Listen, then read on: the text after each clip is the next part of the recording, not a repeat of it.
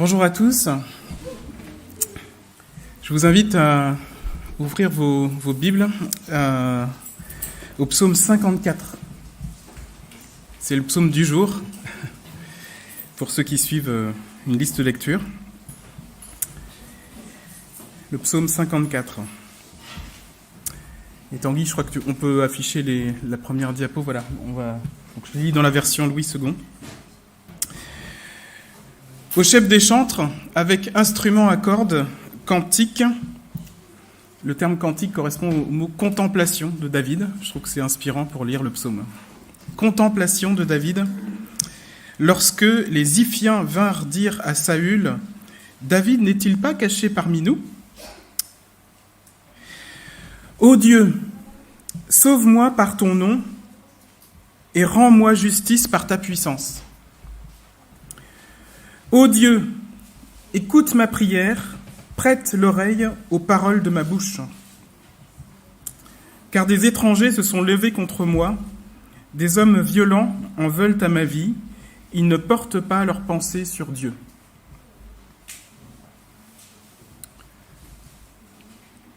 Donc il y a une pause, en principe, il y aurait des instruments à cordes qui joueraient un morceau. Voilà, donc là on n'a pas ramené les violons et les violoncelles, mais il y a une pause. Voilà, donc on va respecter la pause.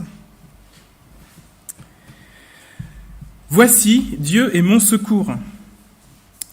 Le Seigneur est le soutien de mon âme. Le mal retombera sur mes adversaires, anéantis-les dans ta fidélité. Je t'offrirai de bon cœur des sacrifices, je louerai ton nom, ô Éternel, car il est favorable. Car il me délivre de toute détresse, et mes yeux se réjouissent à la vue de mes ennemis. Alors, qui de vous a déjà été trahi par quelqu'un ? Ça fait partie des expériences douloureuses de l'existence, que ce soit dans la famille, dans le couple, au travail, en amitié. Et c'est dans un moment comme celui-là que David écrit ce psaume. C'est un moment qui est paroxystique, c'est-à-dire qui est vraiment intense en violence, où Saül, le roi d'Israël en poste à l'époque, a décidé de le tuer et de le chasser dans les collines d'Israël comme un lapin jusqu'à ce qu'il puisse avoir sa peau. Donc le psaume 54 fait partie des 8 psaumes dits de la persécution de Saül. Pour ceux qui veulent éventuellement les lire les uns après les autres, vous allez comprendre l'état émotionnel de David à ce moment-là. Ça correspond aux 8, 34, 52, 54, donc celui d'aujourd'hui, 56, 57, 59 et 142. Donc vous voyez que sur le 150 psaumes, il y en a quand même 8 qui vont parler d'une persécution, et au moins le 54 et le 57 du cas particulier où David est trahi par les Ziphiens. Ça correspond éventuellement à 2 épisodes que vous connaissez sans doute dans le livre de Samuel, 1 Samuel 23 ou 1 Samuel 26. On ne va pas pouvoir tout lire, mais je peux vous dire que 1 Samuel 23, c'est Saül poursuit David comme un lapin et le chasse dans les collines d'Israël. Et là, les Ziphiens, c'est-à-dire les gens du pays de Ziph, disent « Ah mais David, il n'est pas caché dans la montagne là-bas qu'on nous avait dit qu'il ne fallait pas qu'on dise où il est ?» Vous voyez ? Et là, Saül cherche David dans la montagne de Ziph. David prie, et providentiellement, des gens viennent dire à Saül, « Il y a les Philistins qui arrivent pour t'attaquer. » Là, Saül fait demi-tour, va faire la guerre contre les Philistins, et David est du coup tranquille encore quelques semaines.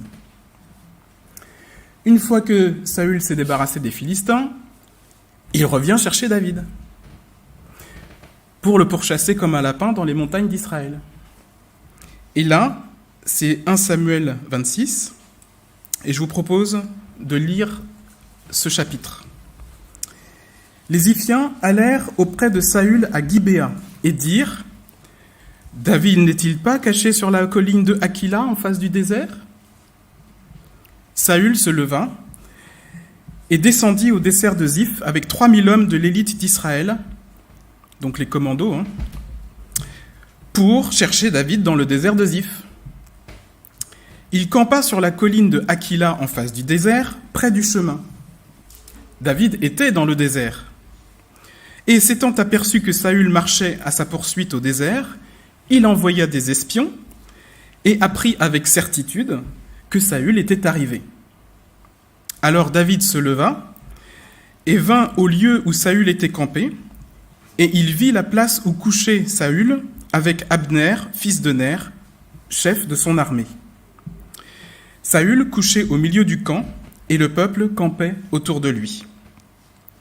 David prit la parole, et s'adressant à Achimélec, Étien, et à Abishai, fils de Tseruja et frère de Joab, dit « Qui veut descendre avec moi dans le camp vers Saül ?»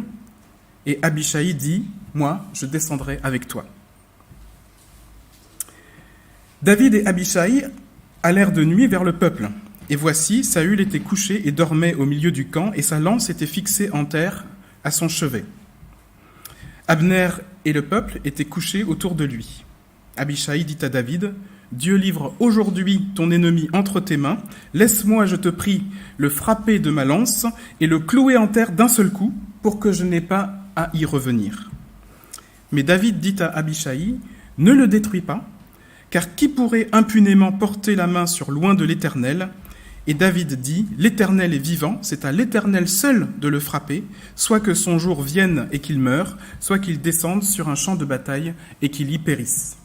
Loin de moi par l'Éternel de porter la main sur loin de l'Éternel, prends seulement la lance qui est à son chevet. » Le texte hébreu dit, « Prends s'il te plaît la lance à son chevet, et avec la cruche d'eau, allons-nous-en. » David prit donc la lance et la cruche d'eau qui étaient au chevet de Saül, et ils s'en allèrent. Personne ne les vit, ni ne s'aperçut de rien, et personne ne se réveilla, car ils dormaient tous d'un profond sommeil dans lequel l'Éternel les avait plongés.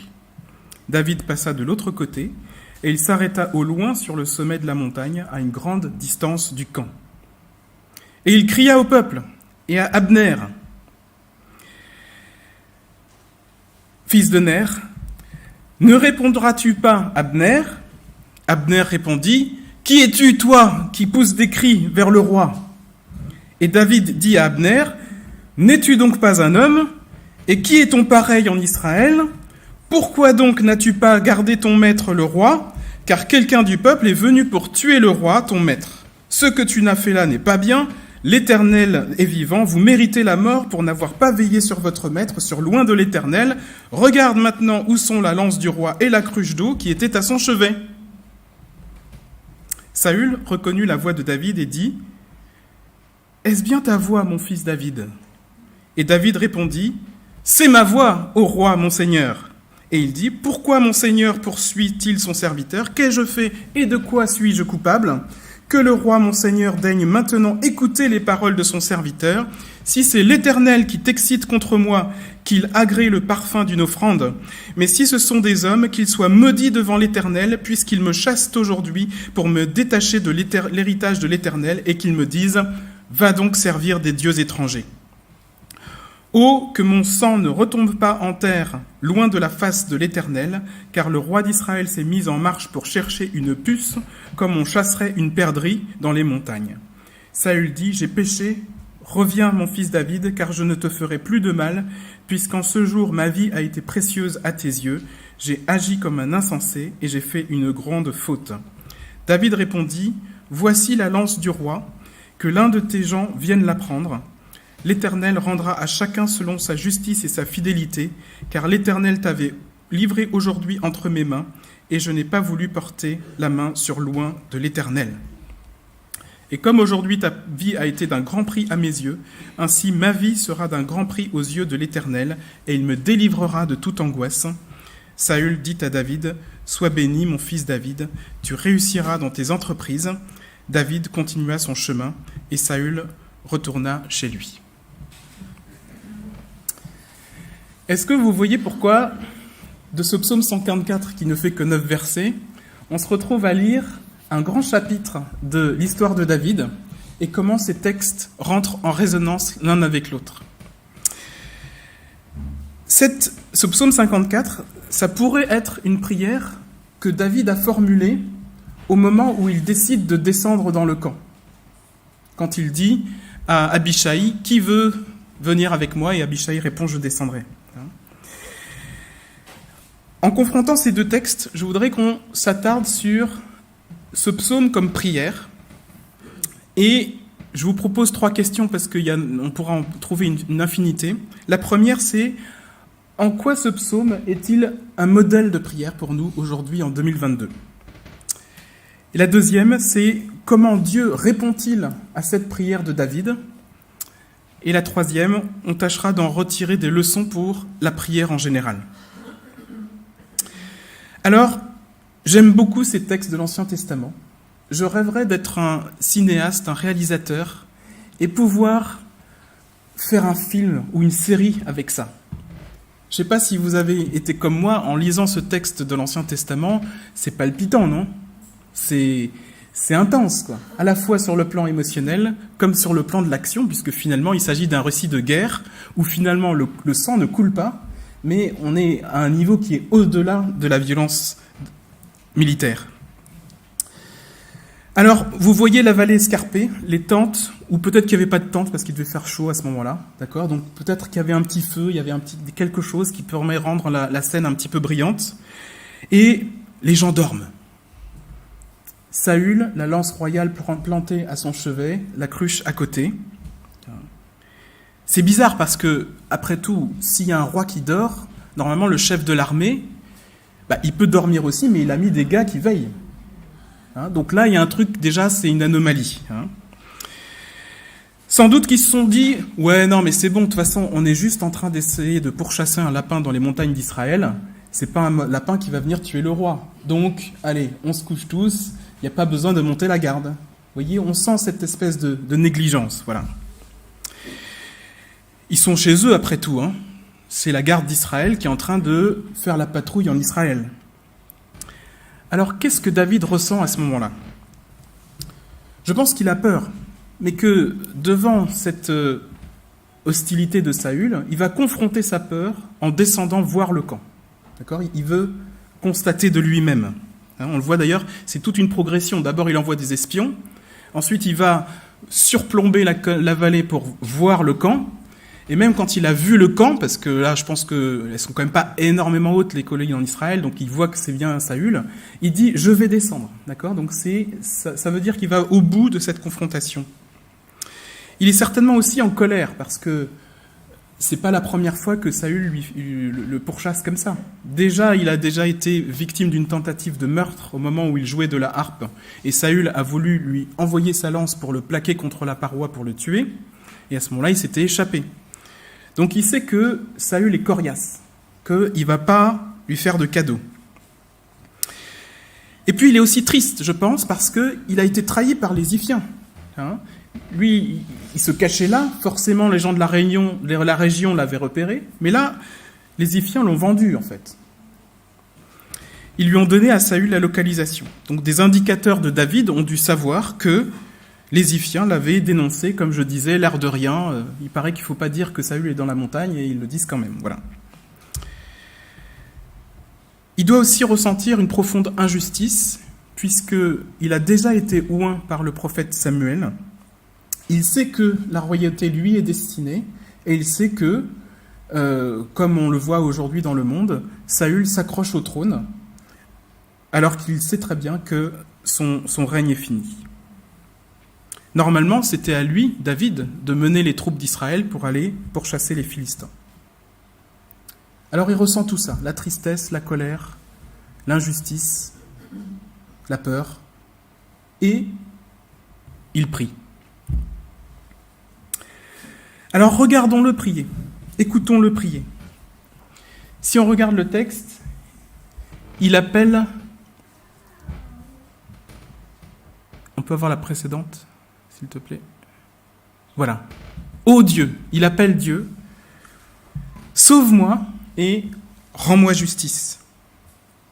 Qu'est-ce que ça veut dire cela ? Si Dieu est partout, pourquoi l'appeler ? Il le sait très bien. Si Dieu entend tout, pourquoi lui demander ? Il le sait très bien. Si Dieu voit tout, pourquoi lui demander de regarder l'injustice ? Il la voit parfaitement. Donc cet appel à Dieu, vous l'avez bien compris, et vous le savez, ce n'est pas pour demander à Dieu d'ouvrir les yeux, d'allumer ses oreilles, ou de venir quelque part, puisqu'il voit tout, il entend tout, et il sait tout. On n'est pas en train d'inviter Dieu à rejoindre notre WhatsApp ou à nous suivre sur Instagram. Il voit tout, il sait tout. Le but de cet appel, en fait, c'est l'inverse. C'est David veut se rendre attentif à Dieu dans cette situation, à ce qu'il fait et à sa manifestation dans sa vie.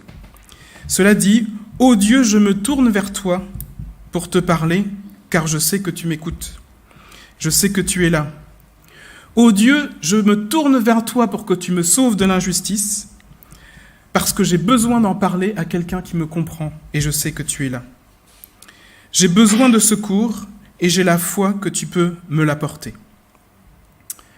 Et pourquoi j'ai cette foi ? C'est parce que par ton nom, d'accord ? Ô Dieu, sauve-moi par ton nom, ça signifie en fait par toi-même.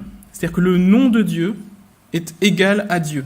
Au point que, comme personne n'a jamais vu Dieu, les Juifs ne veulent pas écrire le nom de Dieu, et ils vont écrire le Seigneur Adonai, Y-H-W-H, d'accord ? Donc sauve-moi par ton nom, ça veut dire en fait sauve-moi par la personne que tu es, et par le nom qui te nomme, voilà. On pourrait traduire aussi « Viens toi-même me sauver » comme que ta vaillance de guerrier me sauve, que ta vaillance de guerrier me rende justice. Vous voyez qu'il ne dit pas, viens me donner la force de me venger, ou permets-moi de les exterminer.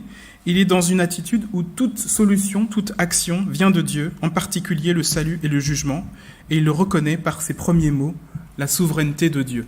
Ô Dieu, sauve-moi par ton nom et rends-moi justice par ta puissance.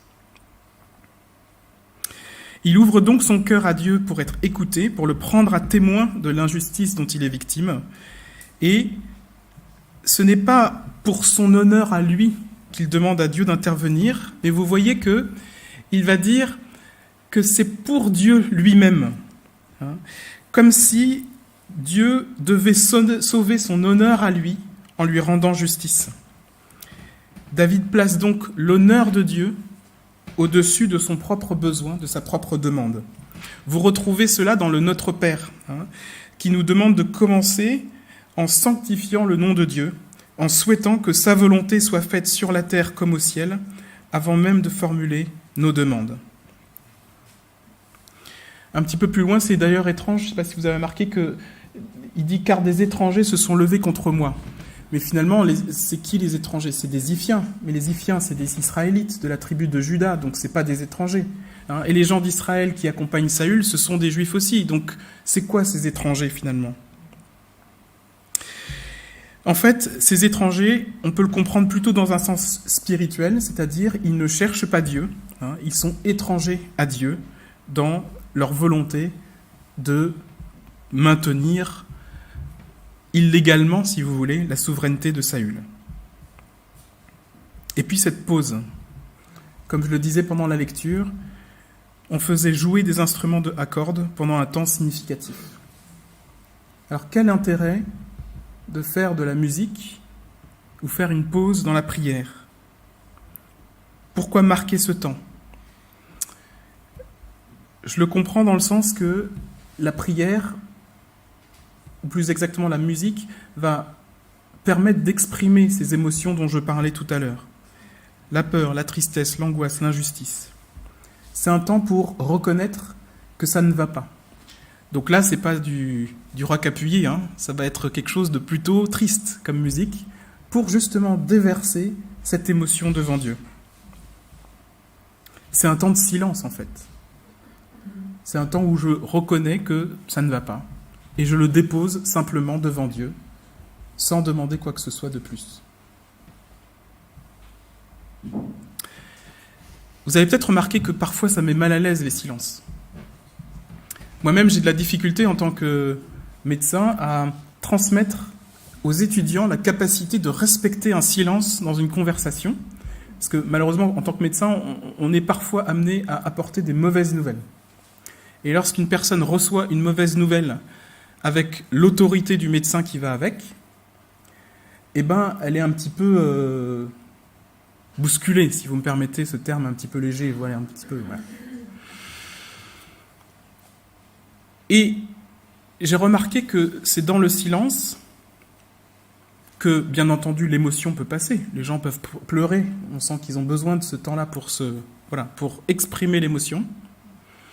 Le fait de respecter ce temps de silence va permettre en fait de reconnaître l'humanité de l'autre et le besoin qu'il a de pouvoir passer l'émotion. Et une fois que l'émotion est passée, de se reconnecter à sa cognition, on dirait à son cortex en neurologie, et de pouvoir à nouveau raisonner et être capable d'avancer vers une solution au problème. Donc respecter le silence, c'est respecter l'émotion. Les psychologues nous diraient, respecter le silence, c'est respecter le temps de l'élaboration psychique. D'accord ? C'est-à-dire qu'une fois que j'ai annoncé une mauvaise nouvelle, eh bien la personne est sous l'émotion. Pourquoi elle est sous l'émotion ? C'est parce que l'avenir qu'elle se représentait jusqu'à présent s'écroule. Et toutes les références à ce qu'elle avait projeté de faire, à la vie telle qu'elle l'imaginait, en fait, s'effondrent. En fait. Et donc, pour pouvoir à nouveau élaborer un projet, en fait, ça prend du temps. D'ailleurs, je suis assez surpris que les gens se reprennent assez vite. Des fois, il leur faut juste quelques minutes pour que... Alors, les étudiants sont très mal à l'aise à ce moment-là. Je les envoie chercher un verre d'eau. Comme ça les occupe. Et moi, je peux rester en silence et j'attends que la personne parle. Des fois, ça fait 2, 3, 4 minutes de silence. C'est pas grave. C'est pas grave. Et à ce moment-là, la personne se sentant écoutée, accueillie, reconnue dans son humanité, reprend sa respiration et... Quand est-ce qu'on commence ? Ben voilà. On a la confiance. Donc, si un médecin peut faire ça pour le patient, et c'est ce que je souhaite qu'il le fasse, d'accord ? À combien plus forte raison Dieu n'est-il pas à l'écoute, dans le silence, de tout ce que nous pouvons élaborer, de tout ce que nous pouvons concevoir, de tout ce que nous pouvons faire le deuil ou penser, projeter dans notre cœur.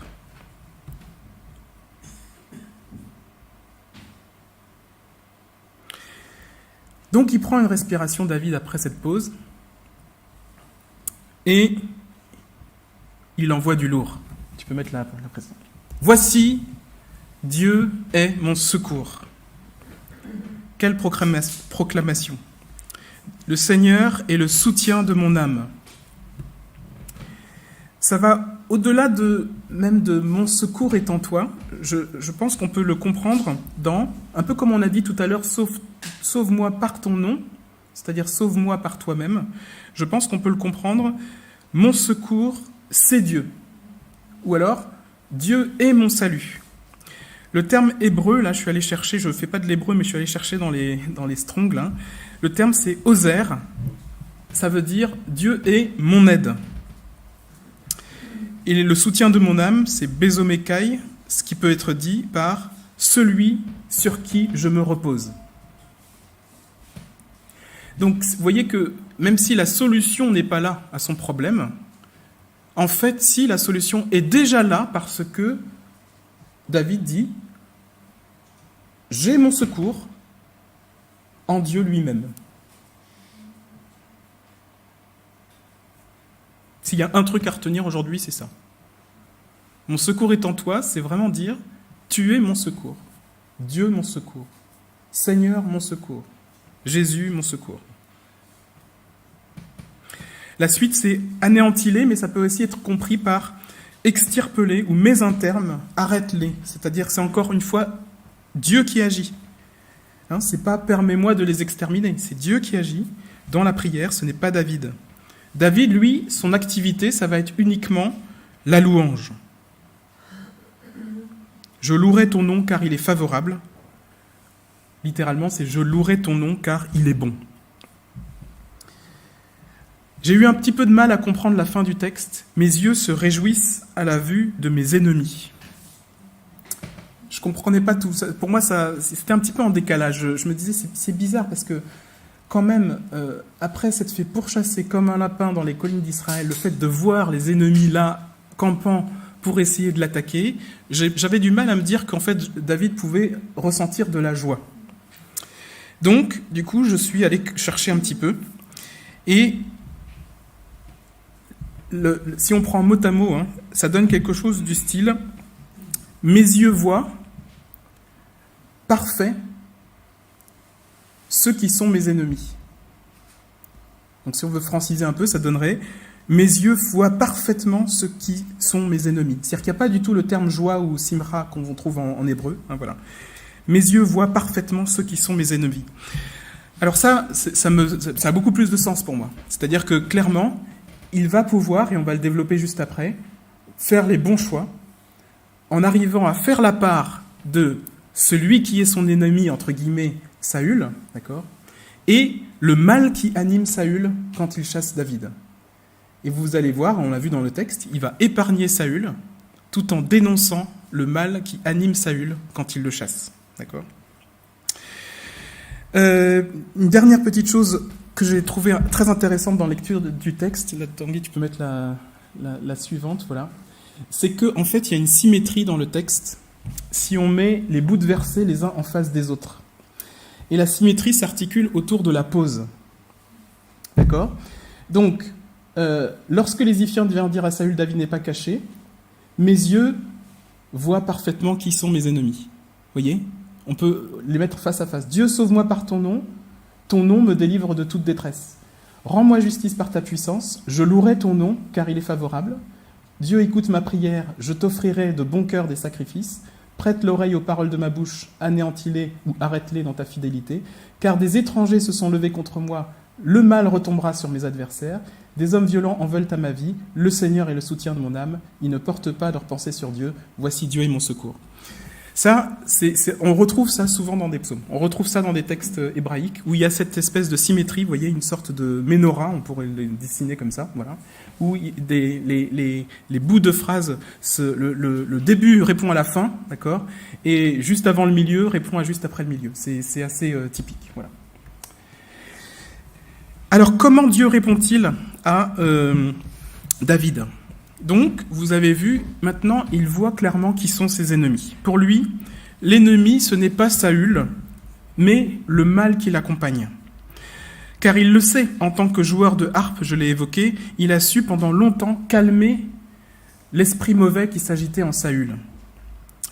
Il sait qu'il combat non pas un homme, mais une idéologie, un sentiment de toute puissance. On est là, clairement, dans le registre du combat spirituel. Et dans le texte de 1 Samuel 26 qu'on a lu ensemble, il va justement ne pas écouter son homme de main Abishai, qui lui dit « Bah là, t'as l'occasion rêvée. Saül n'a-t-il pas voulu te planter contre la paroi avec sa lance ?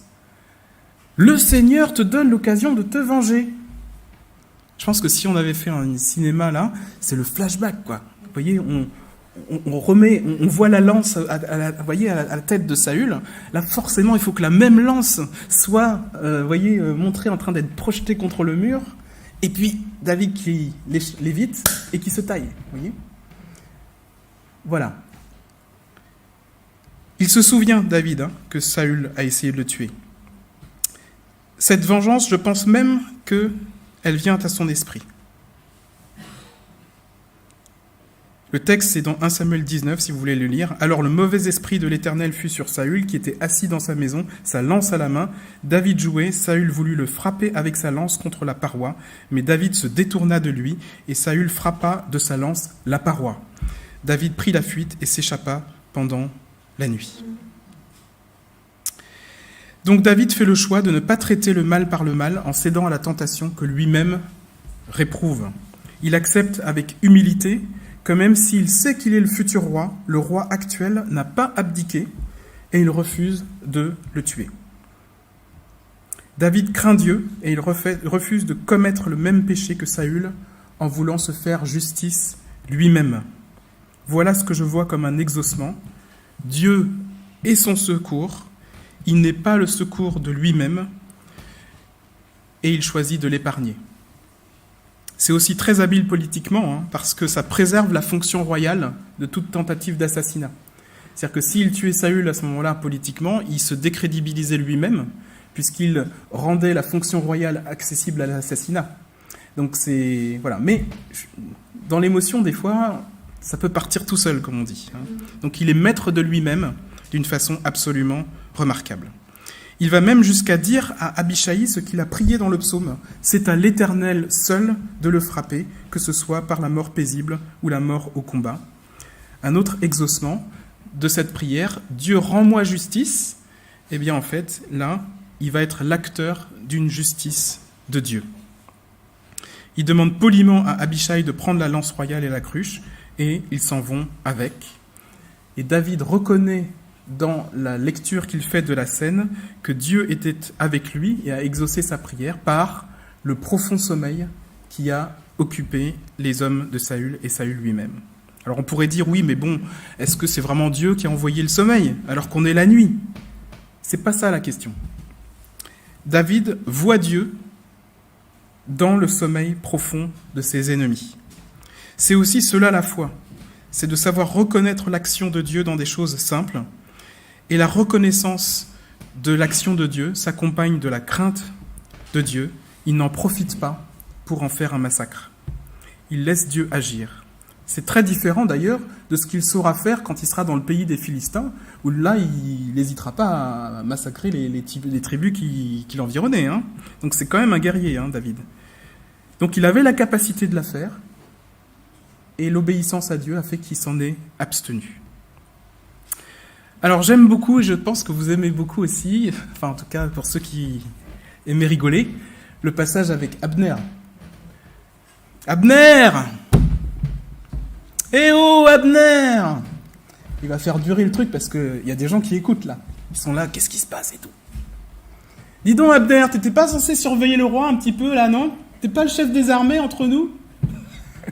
Donc là, je pense qu'il a dû surjouer le truc un maximum, vous voyez ?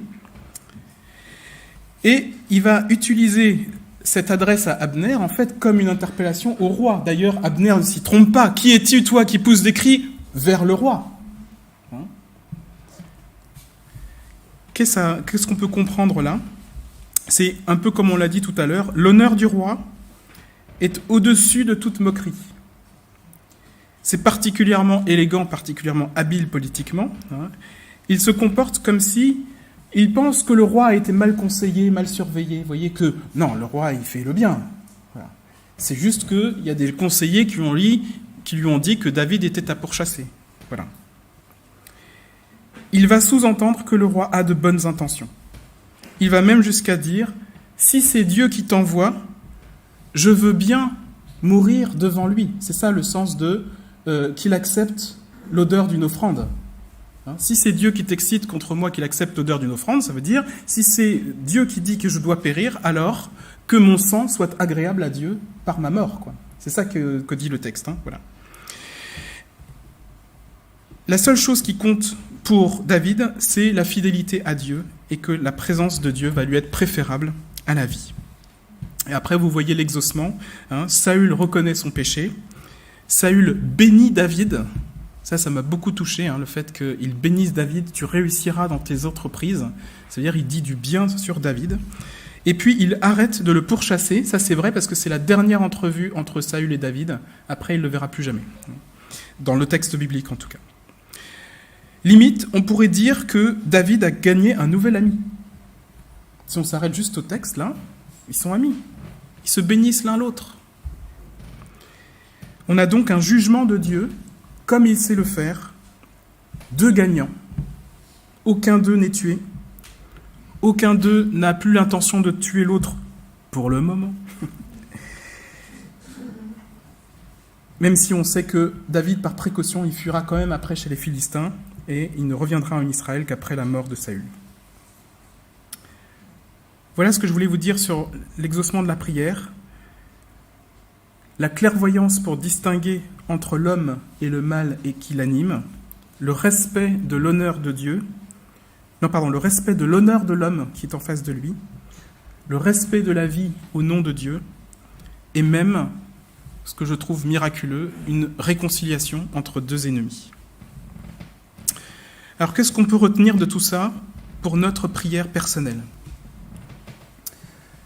Moi, je suis très encouragé par le fait de dire « Mon secours, c'est toi, Seigneur ». Avant même que ce pourquoi j'appelle ne soit résolu. J'ai été témoin de ça, de la paix qui peut venir lorsque tu appelles Dieu au secours. Le problème n'est pas résolu, mais déjà tu ressens cette paix et cette joie. Et lorsque tu descends dans ta journée,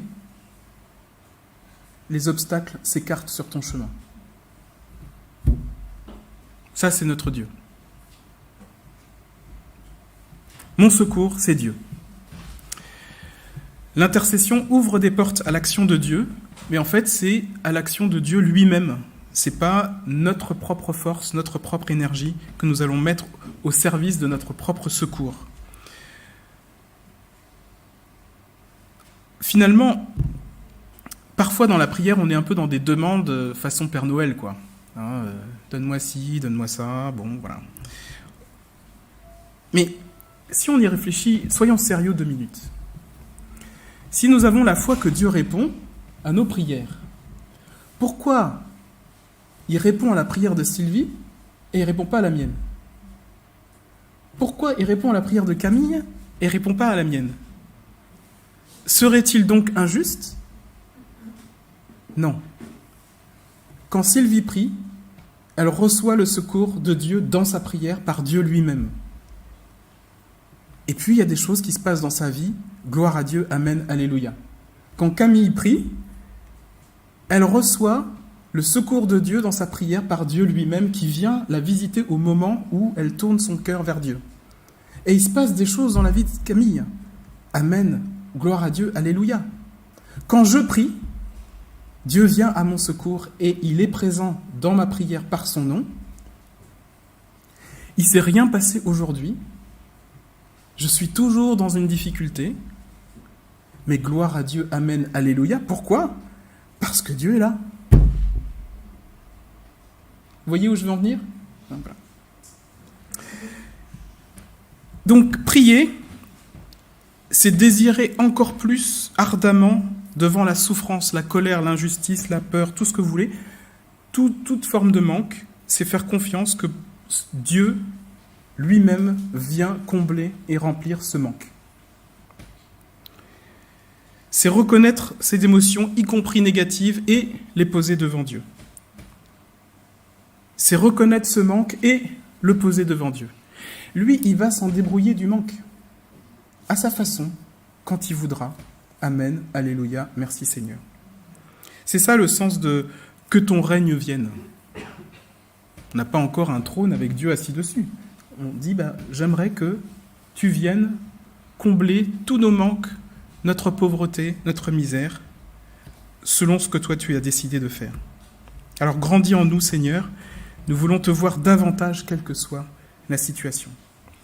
Je viens de lire un livre sur la prière que je vous recommande. Alors, c'est écrit par des gens peu fréquentables. Non, excusez-moi. Non, c'est écrit par un catholique, mais j'aime beaucoup les lire de différentes traditions parce que je pense qu'on peut se nourrir de la diversité. Et donc, ce livre s'appelle Et tu ne réponds pas. Vous voyez, le titre est extrêmement clair. Hein, voilà.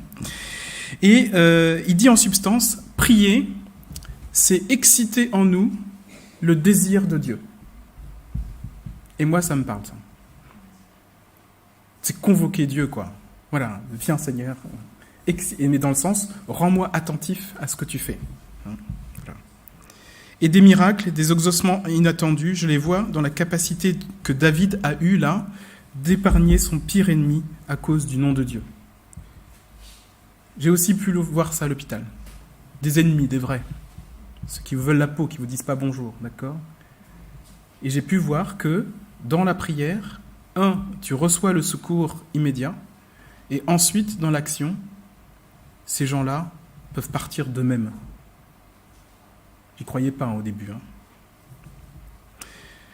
Donc, quand je vois que des parias, des réfugiés, rendent témoignage de l'amour qu'ils ont reçu des frères et des sœurs engagés dans l'action sociale.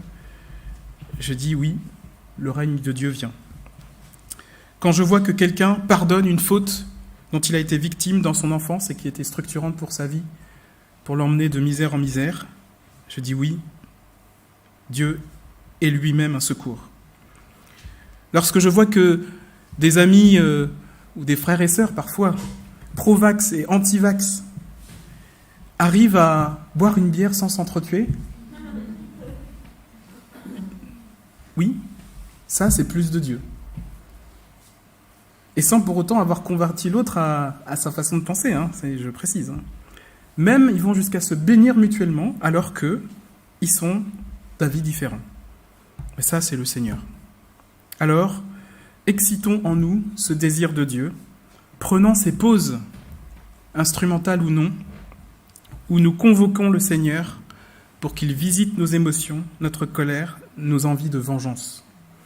Prenant le temps de prier sans demander, mais en nous attendant à ce que Dieu agisse dans notre quotidien. Finalement, peut-être que prier, c'est moins de mots et plus de silence pour laisser place à Dieu. La prière est gratuite, on n'est pas là pour marchander avec Dieu. Si tu me donnes, alors je prierai davantage. Non. Il vient, il l'a promis. Reconnaissons qu'il agit et rendons-lui grâce par la louange, l'adoration, la reconnaissance qu'il est Dieu et qu'il revient pour instaurer son règne éternel.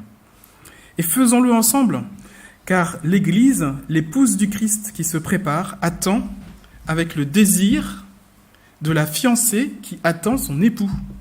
On peut le lire, Apocalypse 22, « Et l'Esprit et l'épouse disent « Viens », que celui qui entend dise « Viens », et que celui qui a soif vienne, que celui qui veut prenne de l'eau de la vie gratuitement.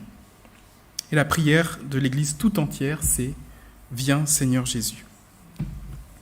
Alors Seigneur, mon aide, c'est toi. Mon sauveur, c'est toi. Jésus, Yeshua, Dieu qui sauve. Proclamons la victoire et la venue de notre Sauveur qui vient, aujourd'hui dans nos misères et demain pour installer son règne. Oui, il vient, que l'Esprit fasse grandir en nous ce désir de Dieu et que Dieu lui-même vienne visiter nos relations personnelles, familiales, d'église, de communauté. Alors prions simplement le matin, dans la journée, le soir. Pas besoin d'être très long. Restons en silence devant le Dieu qui était de toute éternité, qui est et qui vient. Je vous invite à prier. Seigneur Jésus, mon secours, c'est toi-même. Tu vois nos émotions, notre détresse. Tu connais nos demandes alors même que nous ne les avons pas formulées. Seigneur Dieu, notre Sauveur, nous te louerons toujours, car tu en es digne. Ouvre nos yeux et nos cœurs pour que nous voyions ton action dans nos vies. Amen.